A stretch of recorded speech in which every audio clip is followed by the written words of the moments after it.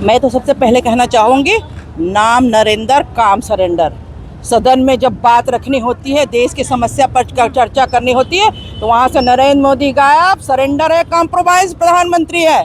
और आज जहाँ पिखाड़ी हुए युद्ध हो रहा है, अमेरिका के साथ युद्ध हो रहा है, इनमें इनके व्यापार नीति विफल है, जिसके कारण हमारे भारत की जनता, हमारी महिलाएं, हमारे औरतें आज सिलेंडर के लिए परेशान हो रही है। बुकिंग नहीं हो रही, बुकिंग हो रही तो ओटीपी जनरेट नहीं हो रहा है, ओटीपी जनरेट किसी का हो जा रहा है, सिलेंडर घर तक नहीं मिल रहा है। और आज 20 दिन 25 दिन के बाद हम सब इलेक्ट्रॉनिक चीज़ों पे निर्भर हो रहे हैं, लकड़ी पे हो रहे हैं। जहाँ धुएं रहित देश को करने की बात होती है, आज फिर से धुएं की ओर डपल रहे। ये नरेंद्र मोदी की कमजोरी है।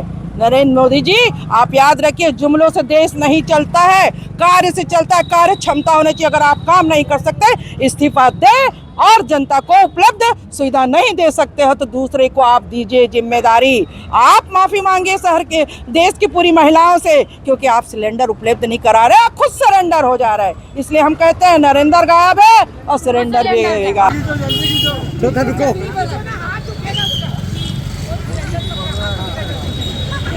हो गया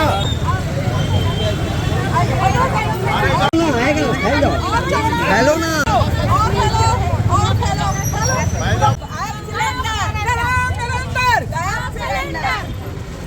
आज सिलेंडर मिल भी नहीं रहा और महंगा भी हो गया है ना।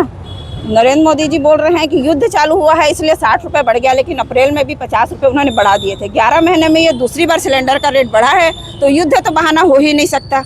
और उज्ज्वला की योजना की बात करने वाले नरेंद्र मोदी जी, आज स्थिति ये हो गई है मध्यम वर्ग के परिवार की और ग्रामीण लोगों की, गरीब लोगों की, कि उनको फिर से वापस चूल्हा जलाने की स्थिति आ गई है। क्योंकि सिलेंडर नंबर लगाने के बाद ना तो ओटीपी आ रहा है, ना नंबर लग रहा है, ना सिलेंडर मिल रहा है।